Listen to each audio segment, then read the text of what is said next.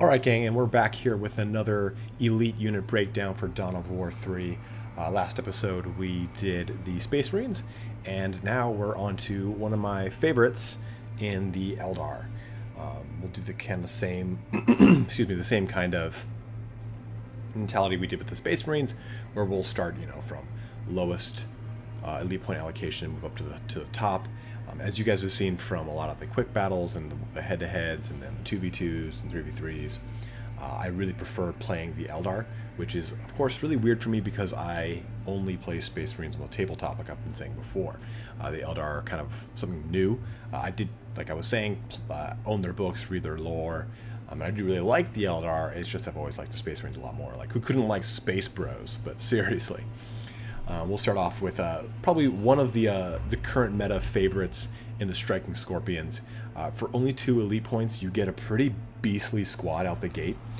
They have really good offense, decent defense, but the really cool thing about them is their utility and ability to really press any kind of advantage or press a melee presence where the Eldar don't have an early melee presence. To get Striking or Howling Banshees out, it's quite the feat.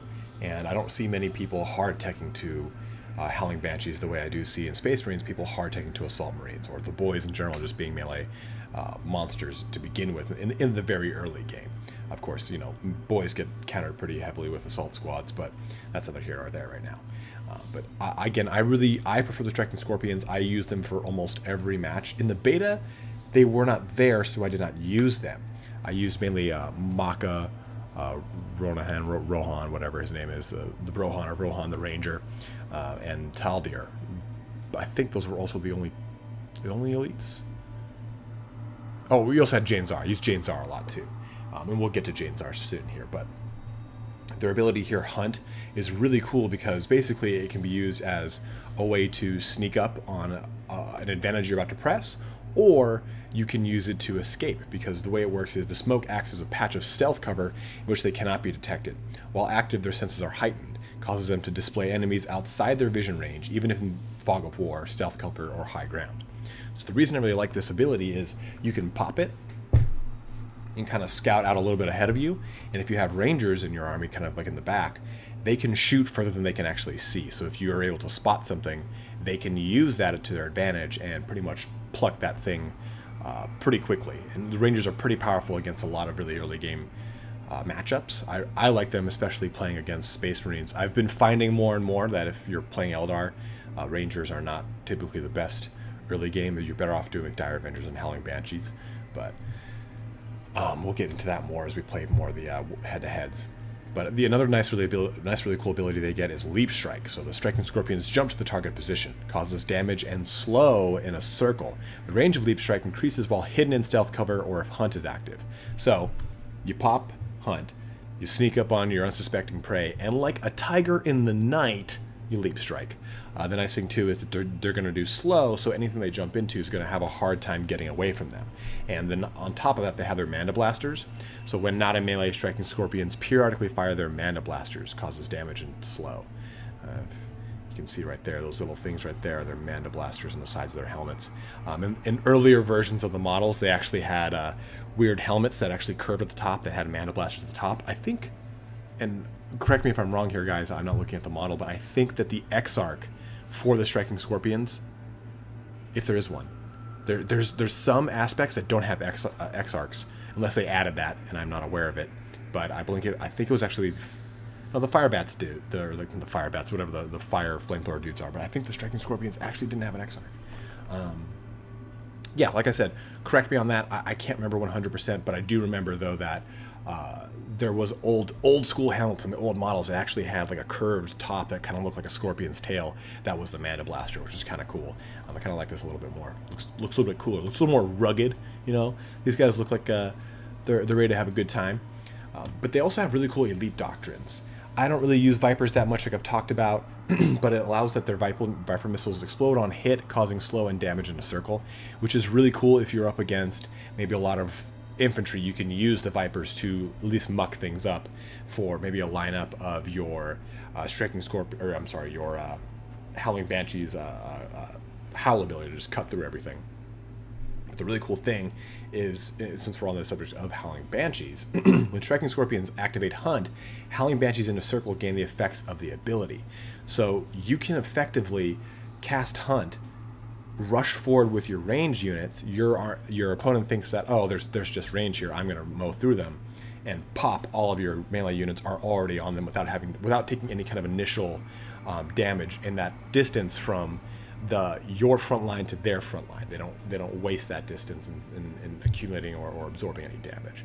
So I'm really a big fan of Striking Scorpions, and especially at only 2 elite points, you get them out within the first 5-6 minutes of the game. Especially if you get the elite point, the actual elite capture point, you're going to get them out even quicker.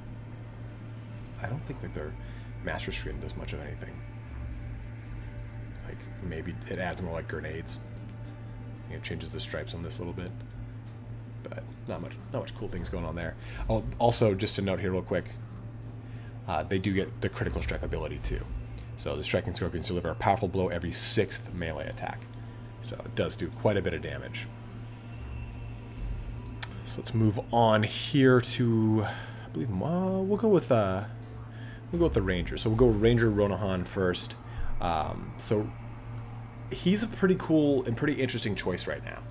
I think that he can kind of be outclassed a little bit by Jain, depending on the approach you want to take, because Jain couples really well with Striking Scorpions, but so does the Ranger as well, because he's going to, your Striking Scorpions can have that ability where they move forward and reveal more for him to shoot at. So the 2 abilities that Ranger Ronahan has, which are pretty sick, is Long Shot. So it's basically a skill shot, if you're familiar with that terminology. You press it, and there's a large, it shows you like a little lithograph or whatever that you can use to aim your shot, and you shoot that, and basically Ronahan fires a powerful shot in a direction. It pierces, doing damage and providing vision on units it passes through. The shot ends if it collides with a vehicle, stunning them. So that's pretty important. Any vehicle he shoots, he stuns them. So that allows you to be able to focus down any big vehicles to the mid to late game that are starting to really harass you. I believe this actually works with the larger creatures like, Buda Morkanot, Taldeer, or the Paladins. I'm not 100% sure, because I've personally never used Long Shot against them, but I know I've used it on Predators and Dreadnoughts to great effect, especially if they're fleeing. It's really great, really, really great, because this counters cover. So that if they have any hard cover they're up against, this at least negates that to do some armor-piercing damage, to either pop something that is fleeing, or to get a good initial engagement on stuff, or even to lock down something that's been drop-potted into the center of your units. You can pop it onto a Dreadnought to help neutralize that kind of surprise you weren't expecting. He also gets this Shadow Step ability, which is pretty cool because... where is it that I'm looking for? Ah, there it is. Okay, so when you cast Shadow Step, you teleport to a target within stealth cover, so he can be kind of exposed and being focused down. You pop this if you're around stealth cover, which is those little kind of like hazy, effervescent like vents that you see, and you walk on those and your units are stealth, but he can teleport to those immediately with Shadow Step. And what's cool about that is he also couples this with Snapfire. When Ronahan uses the Shadow Step or Long Shot abilities, his weapons no longer need to set up and fire. It has an increased attack speed for duration. The duration is increased each time an ability is used. So, you can effectively Shadow Step, you'll have Snapfire up, and then you can Long Shot and increase that, the duration of Snapfire itself. I'm not too sure on its actual duration, like its raw duration having no abilities used, but it at least allows you to get a good use or synergy out of using Shadow Step in conjunction with Long Shot. But one doctrine he's got that I'm not too crazy on, and maybe it's just because I'm not really big on sensor beacons, but his default doctrine here, when Ronahan is deployed, sensor beacons create a patch of stealth cover at the target position. So effectively you can have your Rangers create stealth for them to, or for Ronahan to jump into, but I kind of think that this one is a little bit better. Rangers teleport to the target position within stealth cover. So you give your Rangers Shadow Step. And that's pretty great because, as you note, this is not a when Ronahan is deployed doctrine. So you're just giving this to your Rangers, even if you don't deploy him onto the battlefield. So I think that's a little bit stronger than this kind of circumstantial one. The nice thing about it is you don't have to research sensor beacons with this doctrine. Sensor beacons are available for use when Ronahan is deployed, even if they have not yet been researched. So if you're on the fence about it, use him, try it out. You don't have to ever like worry about the allocation of your build order to the research of that if he's deployed. So at least you can kind of try out the effectiveness of this doctrine. Again, I go with kind of the shadow step here. So that way you can give your rangers that mobility if they need it. Jump on over to Macha, a personal favorite of mine. Been using her a lot. So Macha is really cool in the sense that she's kind of got that crowd control and nuker role that you can see up here. But she's got this really awesome singing spear, which is, you know, iconic for all the Farseers. And what it does is you can throw the spear to the target position, and like it says, it pierces, doing damage and knockback to units it passes through. The spear remains where it lands, increasing damage in a circle. So if you're fighting or marching to a certain point, you can throw the singing spear ahead of you, press this button, Psyker Blast. Macha emits a blast of psychic energy around her spear, causes damage in a circle. If carrying her spear, Macha attack damage is increased and incoming damage is reduced. If the spear is cast, increases attack damage and reduces incoming damage in a circle. So let's create a scenario. You are having Macha charge behind a bunch of Howling Banshees. You have 3 or 4 units of Tactical Marines, or you have 3 or 4 units of Shooter Boys up ahead. You can toss the spear. It'll do initial impact damage. You can wait until your Howling Banshees are just starting to get close. Psyker Blast. Now you've got your Howling Banshees with increased attack damage and reducing incoming damage in a circle around them. And let's say, oh shit, last minute, they summon an elite, and this elite is just a real knob slobber, just punching the shit out of you. Well, then you can pop this, which I'm really big on because it's a really strong defensive capability. Temporal Weave. Macha channels a temporal field around herself, causes stasis to enemies in a circle. If the spear is planted, Macha creates a temporal wall from herself to the spear, causes stasis to enemies in a line. So the way I really like to use this is just kind of, you have to have constant kind of vigilance on where that spear is. But let's say, you know, you cast the spear's in the ground, and you push forward beyond that point, and they drop in the middle of you or behind you, whatever kind of situation happens where Macha can draw a direct line to that spear. You pop this, and you're able to really neutralize that threat immediately, so you can either reform a line, focus off everything else to then come back on this, because as long as she's not interrupted, this will last pretty long. If she gets knocked in the air from an explosion, or anyone kind of knocks her off her feet, this will interrupt it, but it's really, really, really strong since it is channeled, of course. It is just a really strong ability to keep control of the battle, and that's the most important part. This is why she's got that crowd control aspect, because she can do a lot of damage to a crowd, but she can also lock down a squad if need be. She also has her hand-to-hand combat ability. You know, without the singing spear, Macha must use her hands, reduces damage output of melee attacks. So you do have to worry about that, because it does demoralize. You don't want to deal with her getting into close combat and getting effectively shit on because she doesn't have her spear on her. But she's got one of the strongest doctrines for the Eldar army, just like people are telling me it's not pronounced Damocles, but I'm going to say it anyway. Just like Damocles has for the Space Marines, she has Last Chance. When Macha is deployed, instead of dying, elite units temporarily enter stasis and heal, which is a very strong capability because it keeps your invested elite points live. You get a double usage out of them, right?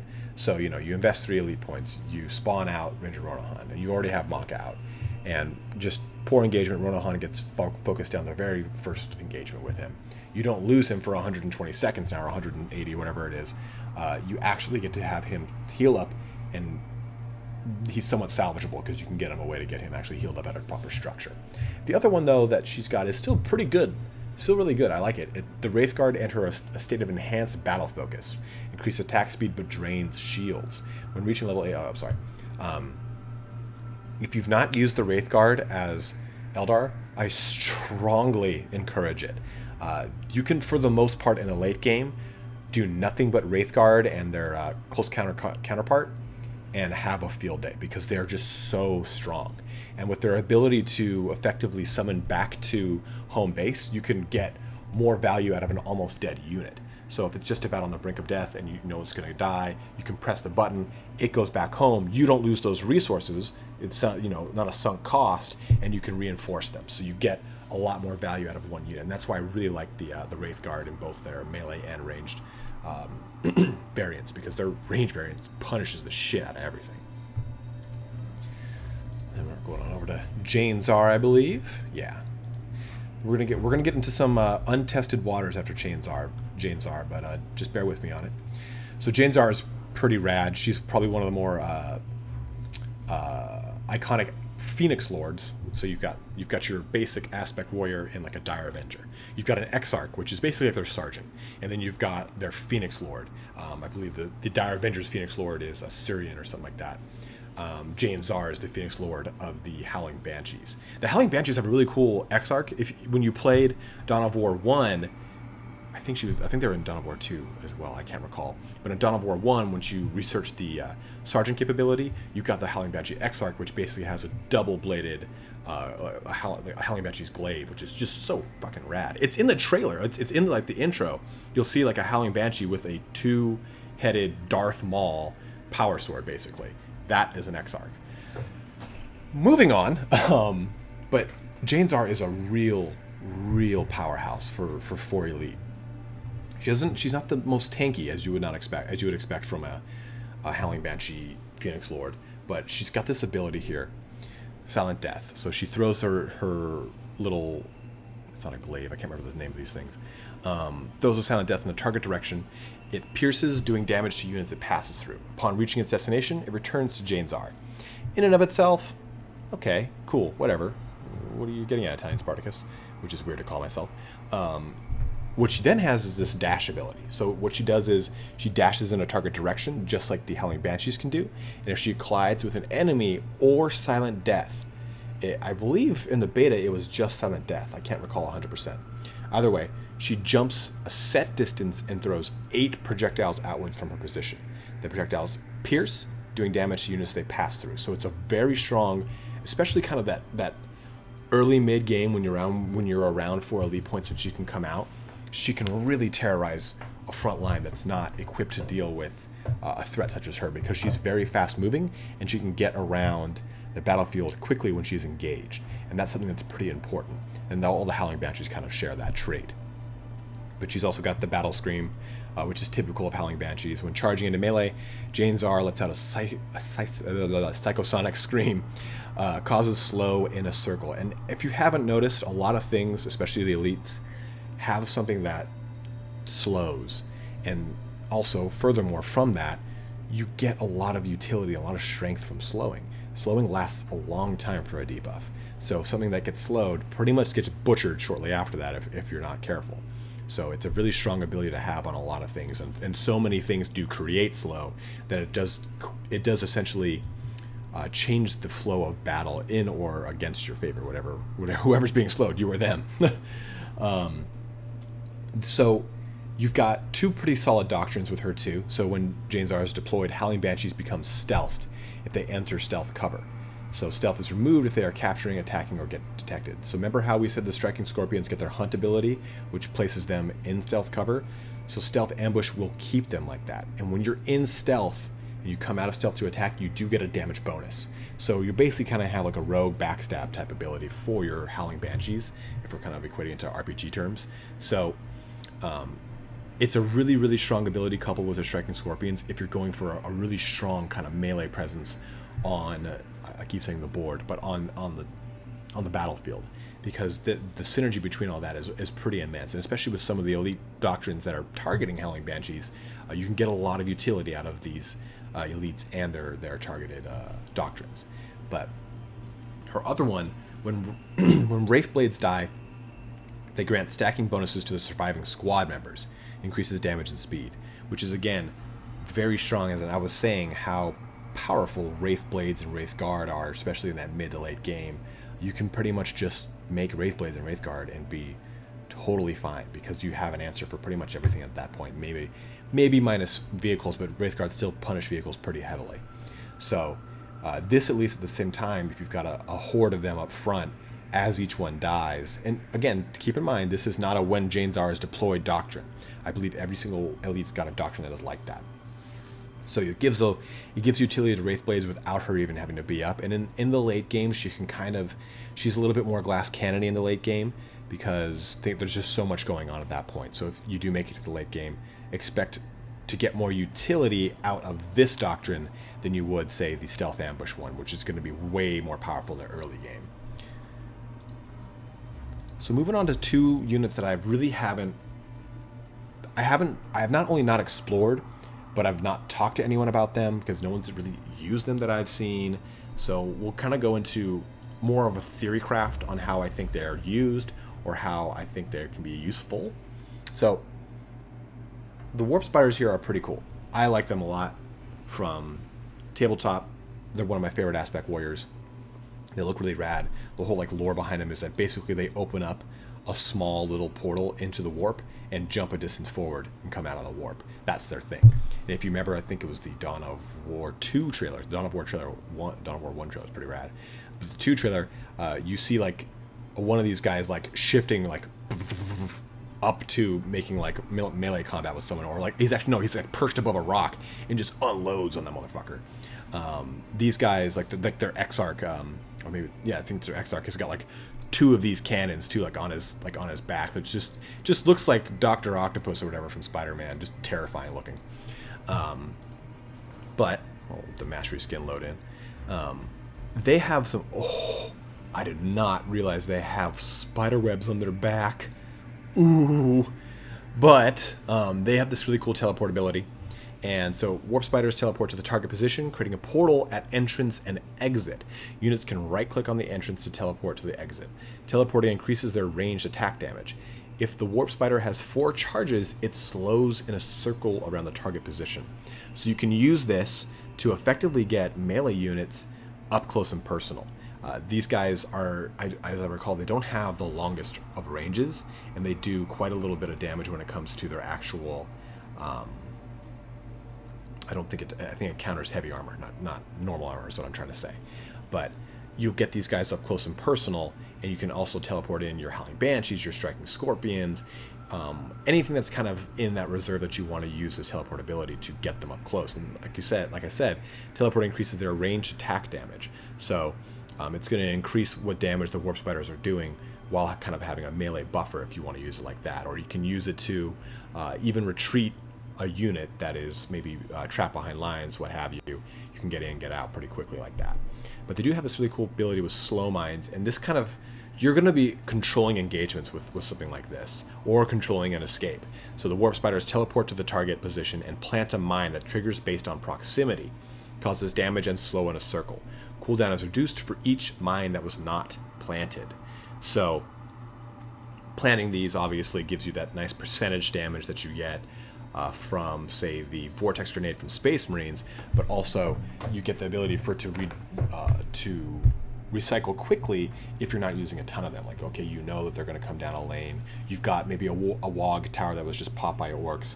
You now have the ability to mine the thoroughway or wherever they're going to start charging through, and to kind of control that engagement, because that WOG tower is going to make them just ass fast. And this way, at least you can kind of control how fast they're coming at you, or even actually bottleneck them properly with slow mines. But what's kind of cool on that is they give this ability to Vipers. So the Viper plants a device that triggers based on proximity, causes slow in a circle. Doesn't do the damage, which is kind of crappy, but the temporal mine is similar to their temporal bomb or grenade or whatever, where they shoot a giant slow circle at people.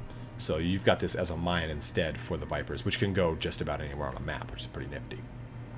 And their default doctrine is pretty cool, actually, and I don't use a lot of the vehicle doctrines for Eldar because I'm not really big on their vehicles, actually. I kind of spend a lot more time with their infantry than I do their vehicles, which is contrary to the way I would play them on tabletop, because I love their vehicles. Like, fire prisms are fucking cool. But when the warp spiders are deployed, the fire prism teleports to the target position and does damage for a duration. The fire prism is the one with the big giant, well, prism on the top of it that shoots and knocks everything away. It's basically the kind of like the artillery piece, quote unquote, of the Eldar. They get another one in the actual tabletop where they have weapon platforms. You see these in Dawn of War 1 and 2. They're not in this game, unfortunately, because we don't have Guardians, but weapon platforms, I think it's like the D cannon that kind of shoots similar to the Fire Prism. I'm not sure. You guys can definitely correct me on that, because I haven't looked at an Eldar book in ages. But this is kind of the same aspect that it's in all of the other Dawn of Wars, where it shoots a very concentrated beam that explodes and knocks everything away and back from it. So the Fire Prism, you can teleport into maybe 2 or 3 of these things, teleport into a front line or back line, a flank, and knock around and kind of control how you want to engage or flank or backstab whatever enemy you're attacking at, or maybe you just use it to disrupt a little bit or get them out of the fray quicker. So you've got a lot of utility in that doctrine. I would say a little bit more than the Temporal Mine. You already have this ability with them, so I feel it's a little redundant, even though this is there when not their ability, that regardless of their deployment or not. That's the Warp Spiders, and we'll get to the Autarch kyrie. I'm probably pronouncing that wrong, but it is a funky name as it is. Let's load in that master skin. Probably just gold feathers. Oh yeah, look at that. Look at that gold mismatch. Not mismatch, but alternating colors. It's beautiful. I think he's one of the coolest looking elite choices. I've always really liked the Sweeping Hawks, I think these guys are called. I can't remember 100%, but I've always really dug them. I think they're really cool models and everything. But this guy kind of plays... I want to say he's like a support class, but he's not really. I mean, he clearly crowd control and nuker. This ability, Skyleap, basically it turns him into a skimmer. He can't shoot or you do melee, but he can use his abilities, which are kind of cool. So what it does too is activating Skyleap forces Cyclones to return to his position. So you'd use this ability, Eldritch Wind. It creates a Cyclone that travels to the target position, causes damage over time, and slows in a circle. It's true damage. It's not a percentage base, so keep that in mind. But when you press Skyleap, he'll land, and the Cyclones will return back to him, causing damage to anything they pass through. So you can pretty much fly over a back line or in the center of right in the middle of an engagement, then have him land back in your back line and have him do some serious damage to anything that those Cyclones pass through, because it's going to slow them too and stun them. That's pretty huge, because you're going to be able to then do a pretty heavy push and knock out a lot of those stunned units. But he does have his plasma grenade barrage, so that while he's in the air, he drops a barrage of plasma grenades directly below him, causes damage in a circle. So basically, think of it this way. You've engaged, you fly, he's already in fly mode, you fly him over the enemy, you drop a bunch of plasma grenades on maybe his backline shooting at you, or maybe his, let's say it's Devastator squads, or Shoot-a-Boys, something that's got to be deployed. This is going to knock them in the air and make it so that they cannot continue firing. Even when they stand up, they'll have to redeploy, and then in the meantime you're using Eldritch Winds to kind of harass a little bit. You fly back over his army, boom, Skyleap, he goes back down, those Cyclones start stunning and knocking everyone back and everything like that. So he definitely is a crowd control type character. I've just not seen him used, not once. And I find that kind of interesting, because I think he'd be pretty cool, but I think he just has a very intense micro, and a battle can go wrong real quick in Dawn of War, so I feel like maybe it's just that a too much micro for him to be as useful. But he does have a really cool ability here. When Kyrie is deployed, Dire Avengers gain 2 charges of Plasma Grenade.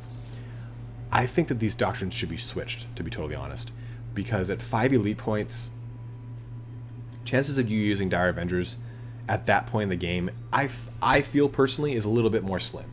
You're probably already going to start transitioning to Wraithguard, or maybe you're teching heavier towards Howling Banshees. Maybe if you're playing Orcs though, you've got Kyrie and Howling Banshees and Dire Avengers are your like, your mainstay, your shtick. That could definitely work. I just don't see it as useful at the 5 elite point cost, because I feel like you'll get either more value right above the elite point here, or you get more value right below it. So I don't think at the 5 she's really worth it the whole time. Or he's really worth it.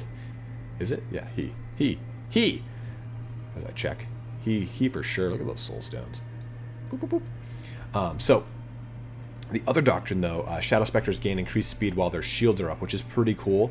It's not huge, because the point of them isn't really necessarily to follow and harass. It's to pick a point and just start getting damage on as fast as possible. Just like the the Protoss flying ships that do damage as they maintain focus. It's the same thing with the Shadow Spectres. They need to be constantly doing their ability to increase their damage. So I guess the speed will help them stay locked on, but if they get tapped once, or as long as their shields are up, okay, so I thought it was full shields. So I guess it's a little bit more effective, but I just don't see it as useful as some of the other doctrines at her price point, or his price point, above or at that price point. So speaking of that, let's go to one of my favorite ones in the Wraithlord. I just love the way Wraithlords look. They just look so cool, and I don't know why. They're not like beefy. I think it just something has to do with like their helmet and like these little back quillen thingies here. I love it. So the Wraithlord's pretty sick. A big tank, a lot more crowd control. You've got glaive charge, so the Wraithlord charges forward to the target direction, causes damage and knockback along its path. At the end of the charge, or when activated, the Wraithlord swings its ghost glaive, causes knockback and damage in a cone. So pretty much, if he's engaged in the front line, he swings that thing, clears the path in front of him, then charges to the back line. So it's going to do a lot of damage and disrupt a lot of the enemy's focus, or at least a lot of what their current plan was, at least. And then he's got this really cool ethereal wall, which couples really well with it. He creates a wall that absorbs shots in the target direction, causes allies that pass through it to get a speed increase in slow enemies. The Wraithlord's not quick. He's a slow, lumbering kind of dreadnought-esque. Well, I mean, he is the dreadnought of the Eldar. But you pop ethereal wall, you'd have all of your Howling Banshees say, run through said ethereal wall while absorbing some of the shots, and by the time that the ethereal wall dissipates, the Howling Banshees will have created a line of battle for him to then use glaive charge on. So he combos really well on his own abilities. Not as good as, say, Macha. Like all of Macha's abilities combo so damn well on each other, with the slight drawback of, if her glaives on her hand, she gets demoralized and beat to crap. But still. Also, it has critical strike as well, so keep that in mind, because that way you're getting some hard true damage, and it causes damage in a cone, which is pretty unique to a lot of the critical strikes that we see on some of the elite units. But he's got the great Wraithlord teleport. He's got this great doctrine. The Wraithlord teleports all owned Wraithguard and Wraithblades to its position. If you've not used Wraithguard and Wraithblades, you probably do not know that they are extremely slow. So you get that ability to get them where you want them initially very quick. Oh man, look at that! Look at that, just blinged out skull plate right there. Gold on gold on gold. A lot of these elite skins just have a shit ton of gaudy gold, but I'm a huge fan of that doctrine because he can essentially bring an army with him, which is just huge. You can have him charge to the front line, ethereal wall, and then use this ability. Like, it's pretty rad. So then you've got also improved webway gates. Webway gates regenerate health and can now use relocate in tier 1, meaning that you can get a webway gate out pretty quickly, and you don't have to have him deployed, of course. So relocate also casts faster and has reduced ability cooldown. So it does allow you to get your webway gate up to the front lines quickly. And again, that webway gate is what's going to give you all of your units fleet of foot and shield regeneration. Or, I'm sorry, increased speed and shield regeneration, which is fleet of foot. So I'm a huge fan of the way that webway gates are used, and you have to really use them effectively to get the most out of them. So we got our final two big units here. We'll start in with just the Wraithknight. The Wraithknight I have personally not used. I have seen it used though, and it's pretty cool. It's pretty damn awesome. So it's got the same jump ability that Taldeer has. So the Wraithknight jumps to the target position and continues to slide forward for a distance, causes damage and knockback in a circle around the Wraithknight. Attack speed is increased while sliding. So if you've not seen it, watch some of the cinematics or some of the gameplay for it. It's a really, really cool ability, and it just looks brutal. Kind of like Tony Hawk just slamming through a grinder, and just slams right into something. It's really, really damn awesome. And I really just like the ability behind it, because it knocks back and does a crap ton of bit damage while increasing the attack speed, because this is primarily a ranged variant of the Wraithknight. It's going to be pummeling out tons and tons of damage. Of course not in the melee sense like Taldeer does, but it's got these other two abilities. The Wraithknight opens up a rift in the warp at the target position, causes knockback towards the center of an expanding circle, causes vehicles within within the circle to be slowed. So the cool thing about this is you can cast it kind of in a back line of some sort, and you're going to have everything kind of coalesce to one point that you can then use jump onto, or that you can then use focus beam onto. And if you've got ronahan with out as well, you can use a skill shot through that, because unless it hits vehicle, it's going to pierce through everything. Or you can use Macha to throw her spear and explode it into the center of that, and then use the lockdown ability. So you get a lot of cool utility with this Distortion Rift, and it kind of helps you, again, control how the battle is going. And a lot of the Eldar abilities control battle in that way because they're extremely disruptive. It's pretty interesting. That's very reminiscent of how like the Eldar are, is just kind of like a overall ooh, that's nice. Overall, just kind of warfare tactics. Then you've got your last ability here, Focus Beam, which I was saying you could couple with this.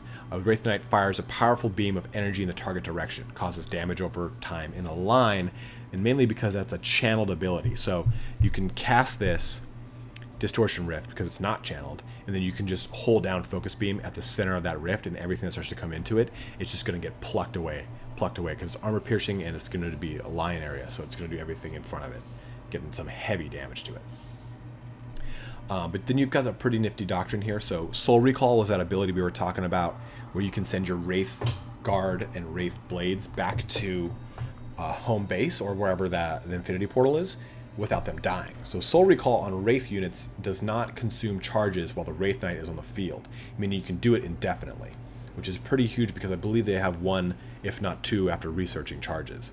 That makes it so that you get more lives and more better value for your requisition and power cost sunk into Wraith units, because they are pretty pricey. The other ability here, though, the Dark Reapers plant a temporary attackable beacon at the target position that they can teleport back to. I've never seen that used. It sounds pretty cool. I don't really use Dark Reapers a whole lot because of their setup. It just is kind of cumbersome in the same way that Devastators can, and there's not enough elite units to kind of make the Dark Reapers a whole... There's not a whole bunch of benefit from using Dark Reapers that you can get out of saying, like, the Howling Banshees have so much synergy and so much benefit from other elite doctrines that I don't really use the Dark Reapers a lot, but I could see this being pretty useful because the Dark Reapers do get caught out a lot as they try to tear down or set up. And then we'll go to the all-time favorite. I've got the pre-order skin here on Taldeer, so I'll go to the default one so you can see that. Pretty rad. I love that, just that smoking red. I love that skull face thing going there too. Well, not skull face, but terrifying large ass face. Love that. And we'll do check out the mastery one as well. Prepare for some gold. Not really that much. In fact, not much at all. Just different kind of glowing, I guess you could say. So there they are. You've got jump again here. So it causes damage and knockback in a circle around Taldeer. This does not increase attack speed because there's no ranged on Taldeer. Taldeer is the Farseer from Dawn of War 1 or 2. Let me know in the comments which one it is. I can't remember 100%. But same kind of jump, same kind of like Tony Hawk grind power slide into the army. But the cool thing here too, that you can use this with the Wraithlord's ability, Scatter Shield.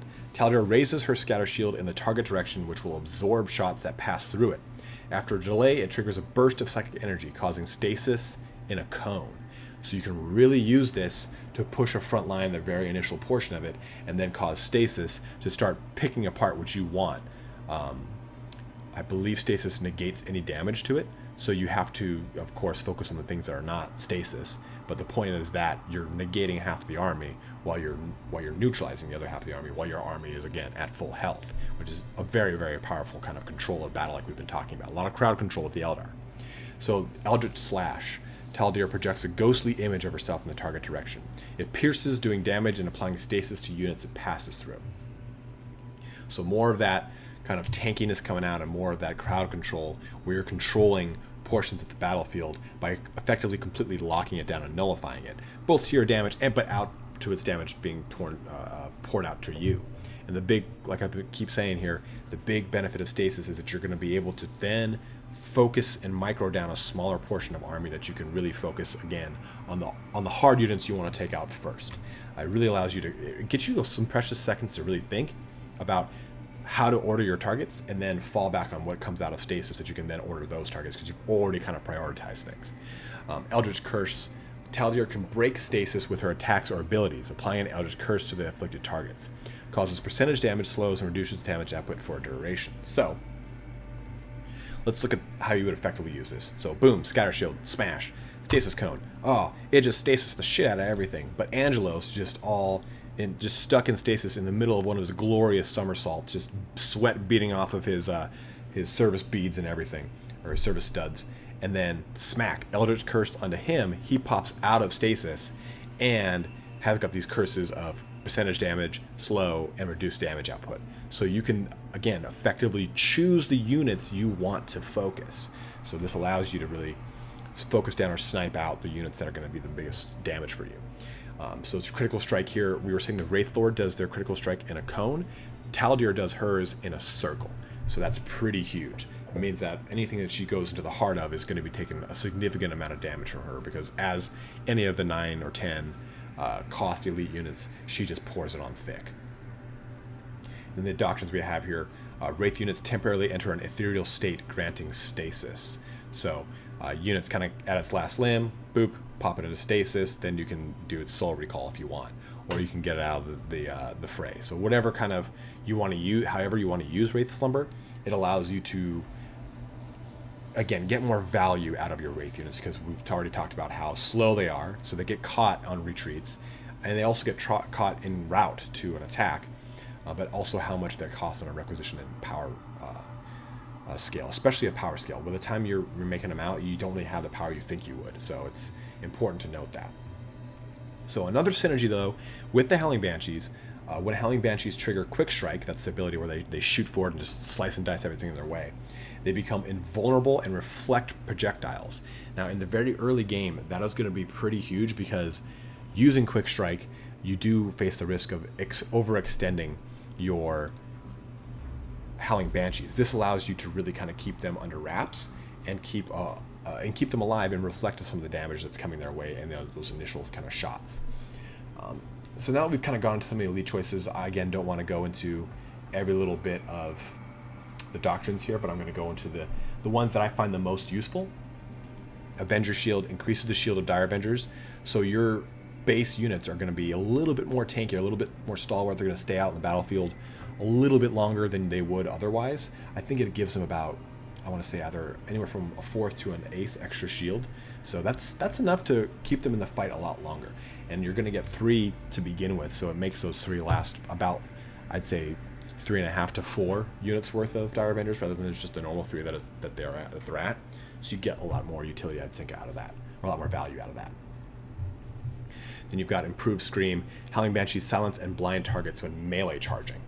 And I chose this because it just synergizes so well with so many of the other Howling Banshee elite doctrines. I mean, you've got this one, that's from Taldeer's command, but you've got this, which after killing 6 enemies, Howling Banshees gain a temporary shield. That goes really well with their Quick Strike. I just don't find myself microing them enough to use Quick Strike properly to get as much value out of this. And this is a little bit more passive, so it allows me to get benefit out of my Howling Banshees with the other elite doctrines without having to solely focus on it. And then the other structure one I use is the Webway Hollow Field. The Webway Gate activates a large hollow field, grants stealth to itself and in a circle. So it allows you to keep your Webway Gate concealed if you have an enemy charging in, or it allows you to at least hide a portion of your army so that you can kind of control when you want to engage, which is, again, the kind of crux of the Eldar. But that kind of sums it up here for the Eldar elite units and some of the little doctrines that I like to use the most. Please feel free to comment on any doctrines you really like, or any of the synergies that you've found with some of your elite choices, or even some of the ones from Kyrie and the Warp Spatters. I'd love to hear how you guys use them. Maybe I don't use them 100% effectively, or maybe you guys know a better way to use them, so I'd love to kind of pick your brains on those. But as always, guys, thanks for joining us here today. We'll have some more goodies planned for you. Have a good one, and take care.